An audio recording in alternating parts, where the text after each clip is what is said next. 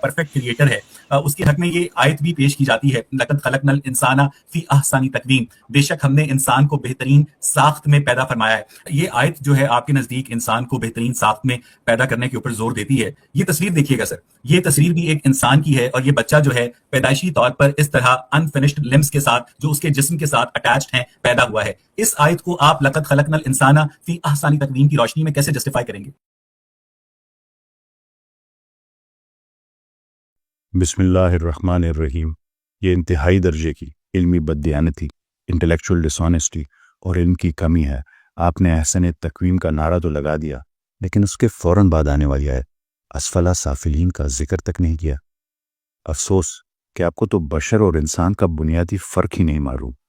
آپ یہ جانتے ہی نہیں ہیں کہ وہ کیا چیز ہے جو انسان کو احسن تقویم بناتی ہے، اور وہ کیا چیز ہے جو اسے اسفل سافلین بنا دیتی ہے۔ ویسے اقبال صاحب، ایک معذور بچے کی تصویر دکھا کر جذبات کو مجروح کرنا اور انسان اور اس کی بنیاد پر خالق کی حکمت پر سوال اٹھانا ایک پرانا ایتھیسٹک ہتھ کنڈا ہے، لیکن علمی اور منطقی اعتبار سے یہ اعتراض اپنی موت آپ مر جاتا ہے۔ آپ نے سورہ 3 کے آیت نمبر 4 لقد خلقنا الانسان فی احسن تقویم تو پیش کر دی، لیکن علمی دیانت کا تقاضا یہ تھا کہ آپ اس سے اگلی آیت یعنی آیت نمبر 5 بھی پڑھتے، جس میں لکھا ہے ثم رددناہ اسفل سافلین۔ آپ نے لقد خلقنا الانسان فی احسن تقویم کا ترجمہ صرف بہترین جسمانی ساخت سمجھ لیا، جبکہ اس آیت سے فوراً پہلے اللہ تعالیٰ نے 4 چیزوں کی قسم کھائی ہے جو دراصل عظیم انبیاء اور ان کی جد و جہد کی طرف اشارہ کرتی ہے۔ پہلی آیت ہے والتین والزیتون، انجیر اور زیتون، یہ سرزمین شام اور بیت المقدس کی طرف اشارہ ہے۔ اور پھر ہے وہ طور سینین، طور سینا، یہ وہ پہاڑ ہے جہاں حضرت موسیٰ علیہ السلام کو نبوت ملی، وہ حاذ البلد الامین، اور یہ وہ امن والا شہر، یہ وہ مکہ مکرمہ ہے جو حضرت محمد صلی اللہ علیہ وآلہ وسلم کا مسکن ہے۔ سوال یہ ہے کہ ان انبیاء کو احسن تقویم بہترین ساخت اس لیے کہا گیا کہ وہ دنیا کے بہترین جسمانی ساخت تھے، یا ان کے جسم کبھی بیمار نہیں ہوتے تھے؟ ہرگز نہیں۔ حضرت عیسیٰ علیہ السلام بے گھر ہوئے اور شدید مخالفت کی تکالیف برداشت کی۔ حضرت موسیٰ علیہ السلام نے فرعون کے جبر اور صحرا کی صعوبتیں برداشت کی۔ ہمارے نبی کریم صلی اللہ علیہ وآلہ وسلم طائف میں لہو لہان ہوئے، غزوہ احد میں دندان مبارک شہید ہوا، اور بھوک کی وجہ سے پیٹ پر پتھر باندھے۔ اگر احسن تقویم کا مطلب پرفیکٹ اور تکلیف سے پاک جسم ہوتا تو اللہ تعالیٰ کے یہ محبوب ترین بندے کبھی تکلیف نہ اٹھاتے۔ ثابت ہوا کہ احسن تقویم سے مراد وہ اخلاقی بلندی اور جاد و جہد، مورل سٹرگل ہے جس میں انسان برائی کے بدلے اچھائی کا انتخاب کرتا ہے اور نفسانی خواہشات پر اللہ کے حکم کو ترجیح دیتا ہے۔ یہ بچہ اپنی معذوری کے باوجود احسن تقویم میں ہے، کیونکہ یہ اللہ کی رضا پر راضی ہے، جبکہ آپ جیسا صحت مند انسان اعتراض کر کے اپنی روحانی ساخت بگاڑ رہا ہے اور اسفل سافلین بن رہا ہے۔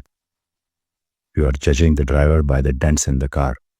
آپ گاڑی پر لگے ڈینٹس دیکھ کر ڈرائیور کی ڈرائیونگ کیپیسٹی کو پرکھ رہے ہیں، حالانکہ اس بچے کی روح بالکل سلامت اور پاکیزہ ہے، اور وہی دراصل احسن تقویم میں ہے۔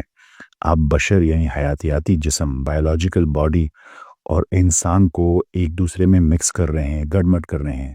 بشر مٹی سے بنا ہے، یہ کمزور ہے، یہ ٹوٹ سکتا ہے، یہ نامکمل ہو سکتا ہے۔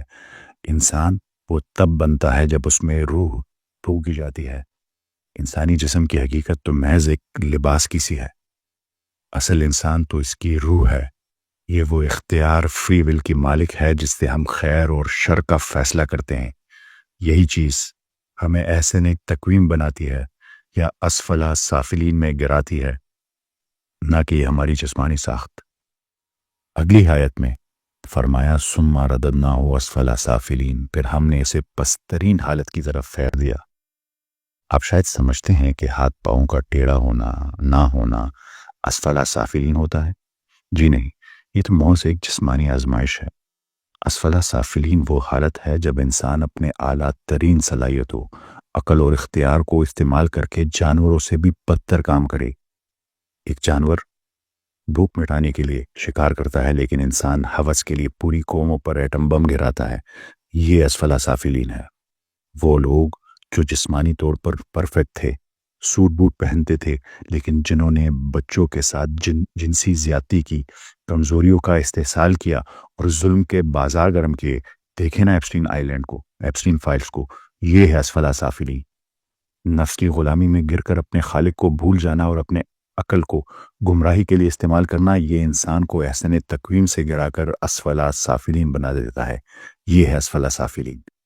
लिहाजा तस्वीर में नजर आने वाला बच्चा असफला साफिलीन नहीं, वो मजलूम है। असफला साफिलीन वो मुआशरा है और वो लोग हैं जो ऐसे बच्चों की तकलीफ का सबब बनते हैं और फिर डराई से खुदा पर ही इल्जाम लगा देते हैं। आप पूछते हैं कि ये बच्चा ऐसा क्यों पैदा हुआ? कुरान करीम खुद इसका जवाब देता है। ज़हर अल फसाद फिल बर्रे वल बहरे बिमा कसबत एदिन नासा। खुश्की और तरी में फसाद जाहिर हो गया उन करतूतों की वजह से जो लोगों के हाथों ने कमाया। मेडिकल साइंस ये साबित कर चुकी है कि पैदाइशी नुकाइस यानी बर्थ डिफेक्ट्स अक्सर कुदरती नहीं होते, बल्कि इंसानी मुदाखलत का नतीजा होते ही। 1950 की दहाई में आपने सुना होगा एक थैलिडोमाइड नामी दवा के इस्तेमाल से हजारों बच्चे बिल्कुल इसी तरह नामुकम्मल आज़ा के साथ पैदा हुए थे। ये खुदा का धरा नहीं किया हुआ नहीं था। ये फार्मास्यूटिकल कंपनीज की गफलत थी, उनकी लालिश थी। हिरोशिमा, नागासाकी और जंगों में इस्तेमाल होने वाले बारूद और केमिकल्स और हथियार नस्लों तक जेनेटिक म्यूटेशन का सबब बनते हैं, जिसकी वजह से मिसिंग लिम्स या एडिशनल लिम्स आते ही। जब इंसान पानी में पारा यानी मरकरी, सीसा यानी लेड और जहरीले केमिकल्स फेंकेगा तो माँ के पेट में पलने वाला बच्चा मुतासिर होगा।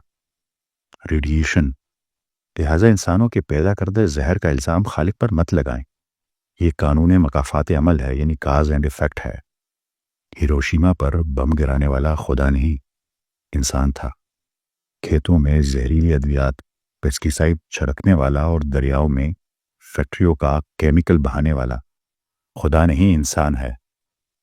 थैलिडोमाइड जैसी अद्वियात बनाकर मुनाफा कमाने वाले और हजारों बच्चों को माजूर करने वाले खुदा नहीं, इंसान है। जब इंसान असफला साफिलीन बनकर फितरत यानी नेचर में फसाद फैलाता है तो इसका नतीजा इन मासूम बच्चों की सूरत में निकलता है। ये अल्लाह का नुक्स नहीं, ये इंसानी जुल्म का नतीजा है। अल्लाह ताला तो आखिरत में इस बच्चे को ऐसी सज़ा देगा कि उसकी हर तकलीफ राहत में बदल जाएगी। लेकिन जालिमों का क्या बनेगा जिन्होंने इस दुनिया को जहर आलूद किया? इस्लाम में जिस्म सिर्फ एक लिबास है या सवारी है, असल इंसान रूह है।